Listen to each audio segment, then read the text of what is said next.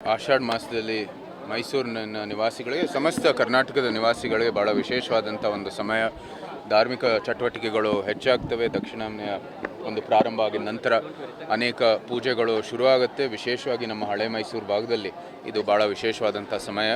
ಅದೇ ಒಂದು ದೃಷ್ಟಿಯಲ್ಲಿ ಬೆಟ್ಟದಲ್ಲೂ ಸಹ ಆಷಾಢ ಮಾಸದಲ್ಲಿ ಇದು ಮುಮ್ಮಡಿ ಕೃಷ್ಣರಾಜ ಒಡೆಯರ್ ಅವರ ಜನ್ಮ ಮಾಸ ಆಗಿರೋದ್ರಿಂದ ರೇವತಿ ನಕ್ಷತ್ರ ಆಷಾಢ ಮಾಸದಲ್ಲಿ ಹುಟ್ಟಿರೋ ಕಾರಣಕ್ಕಾಗಿ ಅದೇ ದಿನ ಅಮ್ಮನವರ ಒಂದು ಉತ್ಸವ ಮೂರ್ತಿನೂ ಕೂಡ ಸ್ಥಾಪನೆ ಮಾಡಿರ್ತಾರೆ. ನಂತರ ಪ್ರತಿ ಆಷಾಢ ಶುಕ್ರವಾರನೂ ಕೂಡ ಅವರು ಪೂಜಾ ಒಂದು ಕಾರ್ಯಕ್ರಮ ವಿಶೇಷವಾಗಿ ಮಾಡಬೇಕು ಅಂತ ಅದನ್ನು ಕೂಡ ಪ್ರಾರಂಭ ಮಾಡ್ತಾರೆ. ಆ ಒಂದು ದೃಷ್ಟಿಯಲ್ಲಿ ಈ ಪರಂಪರೆಯನ್ನು ಮುಂದುವರಿತಾ ಬಂದಿದೆ. ಸಮಯ ಒಂದು ಜನಸಂಖ್ಯೆನೂ ಕೂಡ ಜಾಸ್ತಿ ಆಗ್ತಾ ಈ ಆಷಾಢ ಶುಕ್ರವಾರದಲ್ಲಿ ಭಕ್ತಾದಿಗಳು ಕೂಡ ಜಾಸ್ತಿ ಆಗ್ತಾ ಬಂದಿದ್ದಾರೆ. ಸಹಜವಾಗಿ ಅದರ ಮೇರೆಗೆ ನಾವು ಒಂದು ಒಳ್ಳೆಯ ವ್ಯವಸ್ಥೆಯನ್ನು ರಚನೆ ಮಾಡಬೇಕಾಗಿರೋದು ಅತಿ ಅವಶ್ಯ. ಪ್ರಥಮ ಒಂದು ಆಷಾಢ ಶುಕ್ರವಾರದಲ್ಲಿ ಎಲ್ಲರೂ ಅನುಭವಿಸಿರೋ ಹಾಗೆ ಭಾಳಷ್ಟು ಸಂಕಷ್ಟಗಳನ್ನು ಕಾಣ್ತಾ ಇದ್ವಿ.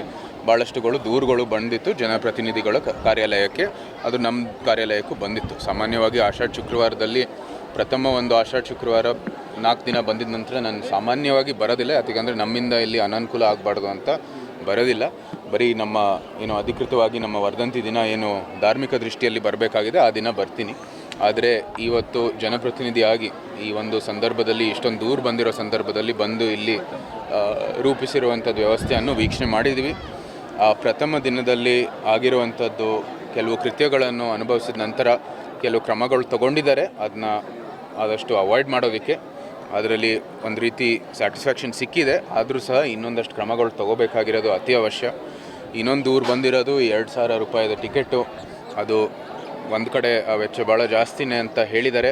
ಅದನ್ನು ಕೂಡ ಪುನಃ ಪರಿಶೀಲನೆ ಮಾಡಬೇಕಾಗಿ ನಾವು ಸರ್ಕಾರದಲ್ಲಿ ಆಗ್ರಹಿಸ್ತೀವಿ. ಸಾಮಾನ್ಯವಾಗಿ ತಾಯಿಯ ಒಂದು ದರ್ಶನ ಎಲ್ಲರಿಗೂ ಲಭ್ಯವಿರಬೇಕಾಗಿದೆ.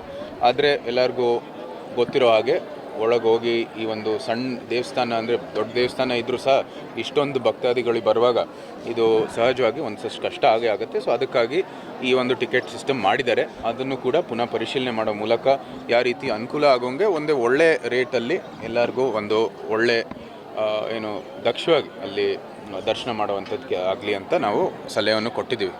ಎರಡನೇದು ನಮಗೆ ದೂರ ಬಂದಿರೋದು ಈ ಕುಂಕುಮ, ಅರಿಶಿನ ಮತ್ತು ಬೇರೆ ಬೇರೆ ಪೂಜಾ ಒಂದು ವಸ್ತುಗಳು ಅದು ಕೆಮಿಕಲ್ ಆಗಿರೋದು ಅಥವಾ ಅದು ಸಾವಯವ ಇಲ್ಲ ಅಂತ ಭಾಳಷ್ಟು ದೂರುಗಳು ಬಂದಿದ್ದಾವೆ.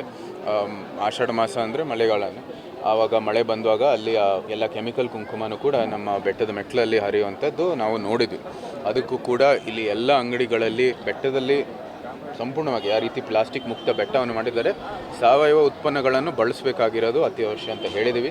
ಈ ಕೆಮಿಕಲ್ ಕುಂಕುಮ, ಅರಿಶಿಣ ಏನೇನು ಇತ್ಯಾದಿ ಏನು ವಸ್ತುಗಳಿದೆ ಅದನ್ನ ನೀವು ಸಂಪೂರ್ಣವಾಗಿ ಬ್ಯಾನ್ ಮಾಡಿ ಅಂತಲೂ ಕೂಡ ಸಲಹೆ ಕೊಟ್ಟಿದ್ದೀವಿ. ಅದು ಒಪ್ಕೊಂಡಿದ್ದಾರೆ, ಅದನ್ನು ಕೂಡ ಬ್ಯಾನ್ ಮಾಡ್ತಾರೆ.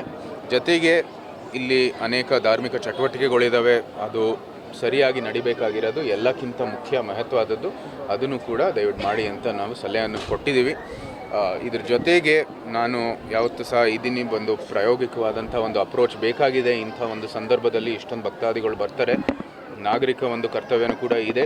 ಜನರು ಕೂಡ ಜೊತೆಗೆ ಕೈ ಜೋಡಿಸ್ಕೊಂಡು ಒಂದು ಒಳ್ಳೆ ವ್ಯವಸ್ಥೆಗಾಗಿ ನೀವು ಕೂಡ ಕೈ ಜೋಡಿಸಿ ಅಂತ ವಿನಂತಿ ಮಾಡ್ತೀನಿ. 100% ಜನ ಇಲ್ಲಿ ಬಂದು ಕೈ ಮುಕ್ಕೊಂಡು ಹೋಗ್ತಾ ಇದ್ರು.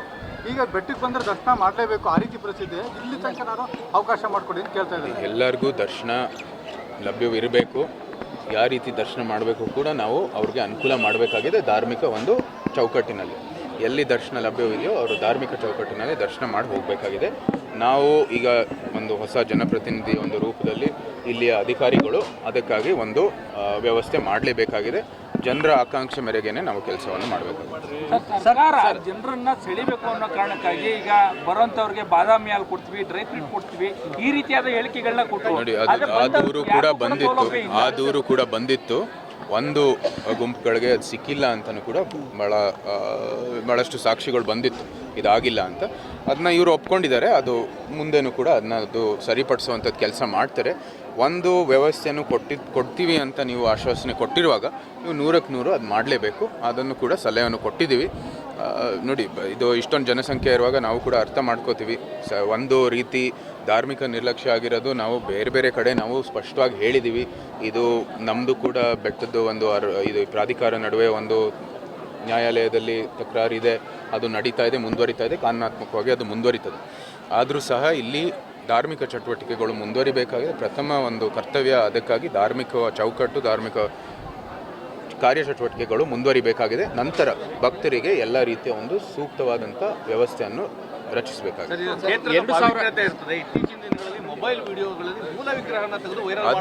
ಅದು ನೋಡಿ, ಆದಷ್ಟು ನಾವು ಕೂಡ ನಾನು ಹೇಳಿದ್ದೀನಿ ಈಗಾಗಲೇ, ಮೊಬೈಲ್ ಫೋನು ತಿರುಪತಿಯಲ್ಲಿ ಯಾವುದೇ ಒಂದು ತಂತ್ರಜ್ಞಾನ, ಒಂದು ಎಲೆಕ್ಟ್ರಿಕ್ ಒಂದು ಉತ್ಪನ್ನ ಅಥವಾ ಎಲೆಕ್ಟ್ರಿಕ್ ಒಂದು ವಸ್ತುವನ್ನು ನೀವು ತೊಗೊಂಡು ಹೋಗದೇ ಇರುವಂಥದ್ದು ಒಂದು ವ್ಯವಸ್ಥೆಯನ್ನು ರೂಪಿಸಿದ್ದಾರೆ. ಇಲ್ಲೂ ಸಹ ಅದೇ ಮಾಡಬೇಕಾಗಿದೆ.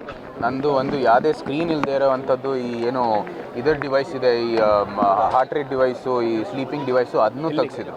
ಸೊ ನಿಮ್ಗೆ ಬಿಟ್ಟಿದ್ರೆ ನಿಮಗೆ ಬರೀ ನೀವು ಅಲ್ಲಿ ಇರೋವಂಥದ್ದು ಬಟ್ಟೆನ ಹಾಕ್ಕೊಂಡು ನಿಮ್ಮ ಒಳಗೆ ಹೋಗಬೇಕಾಗಿದೆ ತಿರುಪತಿಯಲ್ಲಿ. ಅದೇ ರೀತಿ ಇಲ್ಲೂ ಮಾಡಬೇಕಾಗಿರೋದು ಅತ್ಯವಶ್ಯ. ಯಾಕಂದರೆ ಸಹಜವಾಗಿ ಇವಾಗ ಬಂದಾಗ ಈ ಮೊಬೈಲ್ ಫೋನಲ್ಲಿ ಕ್ಯಾಮ್ರಾ ಇದ್ದೇ ಇರುತ್ತೆ. ಎಲ್ಲರಿಗೂ ಕೂಡ ತಾಯಿಯ ಒಂದು ದೃಶ್ಯವನ್ನು ನೀವು ಫೋಟೋಗ್ರಾಫು ಅಥವಾ ಯಾವುದೋ ಒಂದು ರೀತಿ ಮೊಬೈಲ್ ಫೋನಲ್ಲಿ ಇಟ್ಕೊಂಡು ವಾಲ್ಪೇಪರ್ ಇತ್ಯಾದಿ ಇದ್ದೇ ಇರುತ್ತೆ. ನಾವು ಅದು ಬೇರೆ ರೀತಿಯಲ್ಲಿ ಎಲ್ಲರಿಗೂ ಲಭ್ಯ ಮಾಡಿಕೊಟ್ಟು ತಾಯಿಯ ಒಂದು ಫೋಟೋ ತೊಗೊಳ್ಳೇಬಾರ್ದು ಅಂತ ಒಂದು ಭಾಳ ಸ್ಪಷ್ಟವಾದಂಥ ಒಂದು ಕಾನೂನು ರೂಪಿಸಿದೆ. ಅದು ಎಲ್ಲರೂ ಕೂಡ ಅನುಸರಿಸ್ತಾರೆ. ಕೆಲವು ಜನ ಮಾಡ್ತಾರೆ, ಅವ್ರ ಬಹುಶಃ ಗೊತ್ತಿಲ್ಲ ಅಥವಾ ಅವರು ಉದ್ದೇಶಪೂರ್ವಕವಾಗಿ ಮಾಡ್ತಾ ಇದ್ದಾರೆ. ಅದ್ರ ಮೇಲೆ ಕ್ರಮ ತಗೊಳ್ಳೇಬೇಕು. ವಸ್ತ್ರ ಸಂಹಿತೆ ಬಗ್ಗೆ ಸಹ ಕೂಗು ಕೇಳಿ ಬಂದಿದೆ. ಚಾಮುಂಡಿ ಬೆಟ್ಟದಲ್ಲಿ ವಸ್ತ್ರ ಸಂಹಿತೆ ಜಾರಿ ಆಗಬೇಕಾ ಅಥವಾ ಹೇಗೆ? ನಾನು ಯಾವತ್ತೂ ಸಹ ಅದರ ಪರವಾಗಿದ್ದೀನಿ, ಡ್ರೆಸ್ ಕೋಡ್ ಪರವಾಗಿ ಇದ್ದೇ ಇದ್ದೀನಿ ನೋಡಿ. ಬಟ್ ಜನರಿಗೂ ಕೂಡ ಅನುಕೂಲ ಆಗಬೇಕಾಗಿದೆ. ಧಾರ್ಮಿಕ ಸ್ಥಳಕ್ಕೆ ಬಂದಾಗ ನೀವು ಒಂದು ರೀತಿಯ ನಡವಳಿಕೆ ವ್ಯಕ್ತಿತ್ವವನ್ನು ನೀವು ಅನುಸರಿಸಬೇಕಾಗಿದೆ ಅಥವಾ ಒಂದು ರೀತಿಯ ವ್ಯಕ್ತಿತ್ವದಲ್ಲಿ ನೀವು ಬರಬೇಕಾಗಿದೆ.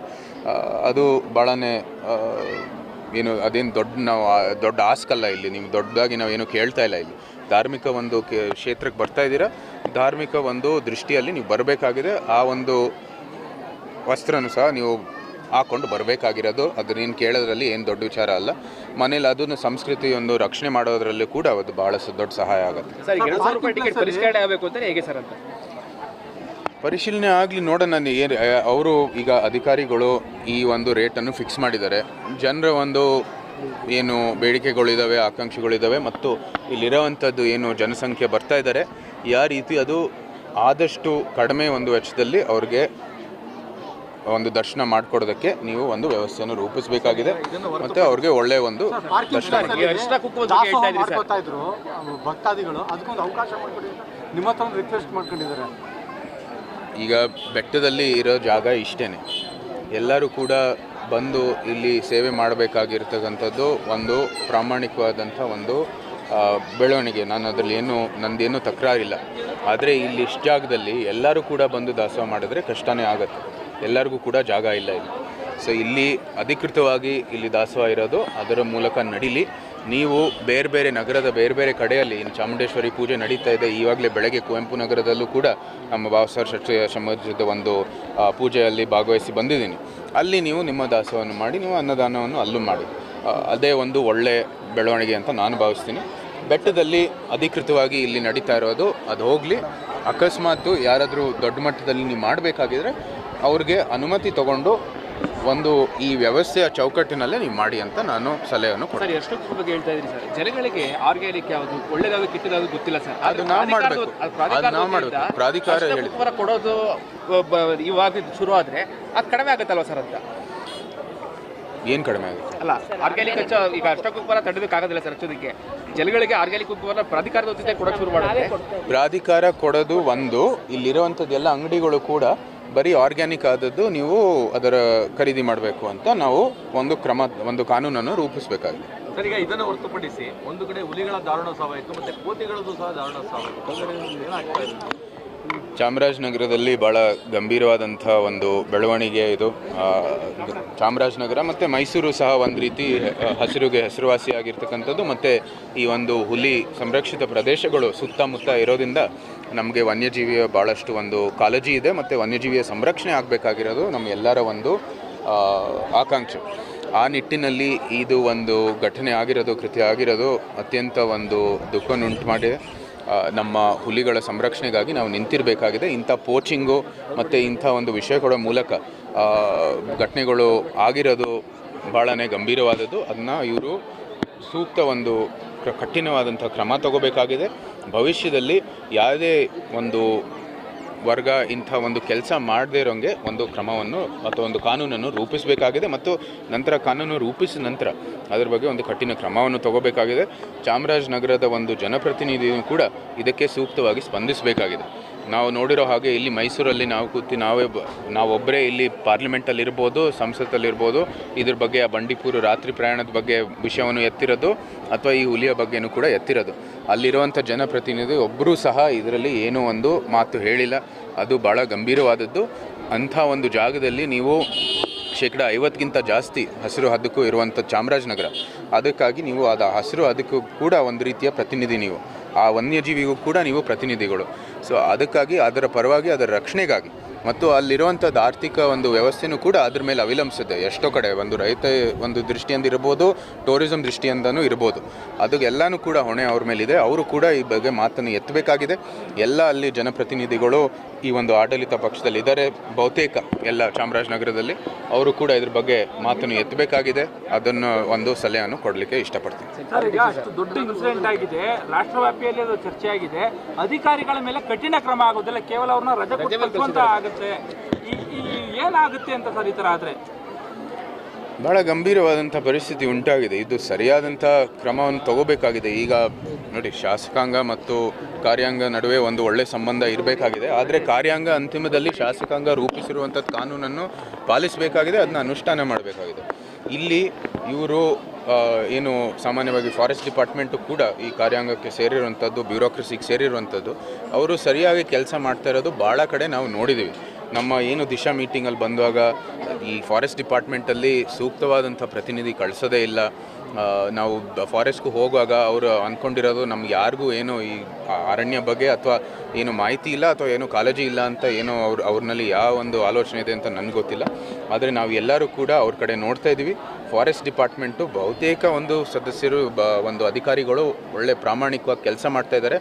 ಆದರೆ ಯಾವತ್ತೂ ಸಹ ನಮ್ಮ ಕಡೆಯಿಂದ ಒಂದು ನಿರ್ಲಕ್ಷ್ಯ ಇದೆಯೋ ಇಲ್ಲೋ ಅಂತ ಆ ಒಂದು ದೃಷ್ಟಿಯಿಂದ ಅವ್ರು ಕೆಲಸ ಮಾಡಿದ್ರೆ ಭಾಳನೇ ಕಷ್ಟ ಆಗುತ್ತೆ. ನಾವು ನೋಡ್ತಾ ಇದ್ದೀವಿ ಮತ್ತು ನಾವು ಕೂಡ ಕಠಿಣವಾದಂಥ ಕ್ರಮ ತಗೋತೀವಿ. ನಮ್ಮಲ್ಲಿರುವಂಥದ್ದು ಏನು ಯಂತ್ರಗಳು ಇದ್ದಾವೆ ಅದನ್ನ ನಾವು ಬಳಸ್ತೀವಿ. ನೀವು ಸರಿಯಾದ ಒಂದು ಬ್ಯೂರೋಕ್ರಸಿ ಸರಿಯಾದ ಒಂದು ಕ್ರಮ ತಗೊಳ್ದೆ. ಸರ್, ಈಗ ಸಿದ್ದರಾಮಯ್ಯ ಅವರಿನ ಅಧಿಕಾರಿಗೆ ತಲಾಟೆ ತಗೊಂಡಿರೋ ವೇದಿಕೆ ಮೇಲೆ ಅವರು ಸ್ವಯಂ ನಿವೃತ್ತಿ ಆಗ್ತೇನೆ ಅನ್ನೋ ನಿರ್ಧಾರವನ್ನು ತೆಗೆದುಕೊಳ್ತಾ ಇದ್ದಾರೆ. ಈ ಶಾಸಕಾಂಗ ಮತ್ತು ಕಾರ್ಯಾಂಗ ನಡುವೆ ಒಳ್ಳೆಯ ಸಂಬಂಧ, ಉತ್ತಮವಾದಂಥ ಸಂಬಂಧ ಇರಬೇಕಾಗಿರೋದು ಪ್ರಜಾಪ್ರಭುತ್ವದಲ್ಲಿ ಅತ್ಯವಶ್ಯ. ಶಾಸಕಾಂಗ ರೂಪಿಸಿರುವಂಥದ್ದು ಕಾನೂನು ಮತ್ತು ನಾವು ಕೊಡುವಂಥದ್ದು ನಿರ್ಣಯವನ್ನು ಅವರು ಪಾಲಿಸಬೇಕು ಮತ್ತು ಅದನ್ನ ಅನುಷ್ಠಾನ ಮಾಡಬೇಕಾಗಿದೆ. ಆದರೆ ಅದಕ್ಕೂ ಕೂಡ ಒಂದು ಚೌಕಟ್ಟಿದೆ. ಸರಿಯಾದ ರೀತಿಯನ್ನು ಗೌರವ ಕೊಟ್ಟು ನಾವು ಕೆಲಸ ಮಾಡಬೇಕಾಗಿದೆ. ಎರಡು ಕಡೆಯೂ ಕೂಡ ಬ್ಯೂರೋಕ್ರಸಿನೂ ನಮ್ಮ ಕಡೆಗೆ ಗೌರವವನ್ನು ಕೊಡಬೇಕಾಗಿದೆ, ನಾವು ಕೂಡ ಅವ್ರಿಗೆ ಗೌರವ ಕೊಟ್ಟು ಕೆಲಸ ಮಾಡಿಸ್ಬೇಕಾಗಿದೆ. ಈ ಒಂದು ದೃಷ್ಟಿಯಲ್ಲಿ ನಾವು ಮುಂದುವರಿಬೇಕಾಗಿದೆ. ಮುಖ್ಯಮಂತ್ರಿನೂ ಸಹ ಆ ಒಂದು ಕೃತ್ಯವನ್ನು ಎಲ್ಲರೂ ನೋಡಿದ್ದಾರೆ, ತಮ್ಮ ಮಾಧ್ಯಮದ ಮೂಲಕ ಎಲ್ಲರೂ ಕೂಡ ವೀಕ್ಷಿಸಿದ್ದಾರೆ. ಇಂಥ ಒಂದು ನಡವಳಿಕೆ ನಮ್ಮ ರಾಜ್ಯದಲ್ಲಿ ಅಥವಾ ಎಲ್ಲೇ ಇರಲಿ, ಇಡೀ ವಿಶ್ವದಲ್ಲಿ ಅದರ ಅವಶ್ಯಕತೆ ಇಲ್ಲ. ಬ್ಯೂರೋಕ್ರಸಿ ಮತ್ತು ಅಧಿಕಾರಿಗಳು, ಪೊಲೀಸ್ ಅಧಿಕಾರಿಗಳು ಯಾರೇ ಇರಲಿ, ಅವರು ನಾವು ರೂಪಿಸಿರುವಂಥದ್ದು ಕಾನೂನು ಅಥವಾ ನಾವು ತಗೊಂಡಿರುವಂಥದ್ದು ನಿರ್ಣಯವನ್ನು ಪಾಲಿಸಬೇಕಾಗಿದೆ. ಆದರೆ ಅವರು ಮಾಡದೇ ಇದ್ದರೆ ನಾವು ಸರಿಯಾದ ಚೌಕಟ್ಟಿನಲ್ಲಿ ನಮಗೇನು ಯಂತ್ರಗಳಿದೆ ಅದನ್ನು ನಾವು ಕ್ರಮ ತಗೊಳ್ಳೋದಕ್ಕೆ ನಾವು ತಗೋಬೇಕಾಗಿದೆ. ಅವರು ವೇದಿಕೆ ಮೇಲೆ ಅಥವಾ ಯಾವುದೋ ಒಂದು ಬಹಿರಂಗವಾಗಿ ಈ ಥರ ಒಂದು ಕೃತ್ಯ ನಡೀಲಿಕ್ಕೆ ಯಾವುದೇ ರೀತಿಯ ಒಂದು ಅವಕಾಶ ಇಲ್ಲ. ಮಾನಸಿಕವಾಗಿ ಕುಗ್ಸಿದ್ಯಾ ಅಂತ ಅಧಿಕಾರಿನ ಅಂತ? ಹೌದು, ಇನ್ನೇನಕ್ಕೆ